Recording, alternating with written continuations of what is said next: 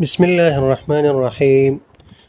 دوستانو په ورډ کې یو مهم ټریک درته ښیم. هغه دا که چیرته تاسو ته یو چا داسې ټیکس درکړی وي چې دا راته تبدیل کا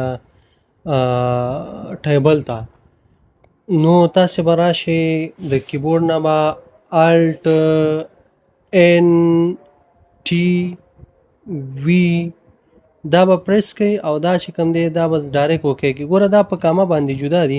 تاسې وګورئ دوی ترمنځ چې دا کامه راغلی نو دلته تیار خپل اتومات کامه سلیکټ شوه، نو تاسې به چې دی څه وکړئ دا به اوکې کړي، اتومات به ټیبل ته څنګه شي بدل شي.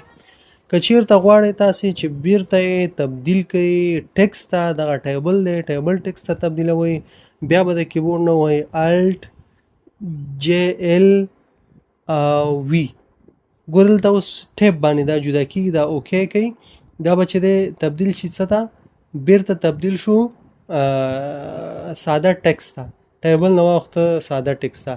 ګورئ که چېرته تاسې د دوی په منځ کې هر یو څه سلیکټ راوړئ، مثال فرضاً زه غواړم د دې ترمنځ زه سټار راوړم، دغه منځ کې ساحه سلیکټ کومه، کاپي مې کړه، کنټرول ایچ سره ریپلیس راوړم، ریپلیس چې دی بره خانه کې ورته دا پیسټ کوم او دلته ورته وایم چې زه سټار راوړم د دوی په منځ کې ریپلیس ال وهم یس.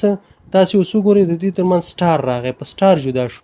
نو که چېرته اوس وغواړو دغه ټیکس دی دا غواړو ټیبل ته چینج کړو، نو کیبورډ نه الټ ان ټي وي دا ووهئ. دلته به اوس څه کار وکړئ، دغه ځای کې مهمه نقطه ده، دلته ګوره سپریټ ټیکس اډ پاراګراف دی، کامه ده، ټیپ دی، تاسې به ادر انتخاب کړئ، دلته به ورته سټار ورکړئ، مطلب موږ دا د دوی ترمنځ څه غواړو سټار باندې جدا کوو، اوکې کې دی ځنه. نو په دې طریقې سره موږ کولی شو چې ټیکس ټیبل ته کنورټ کړو او ټیبل چې دی ټیکس ته په اسانۍ سره کنورټ کړو.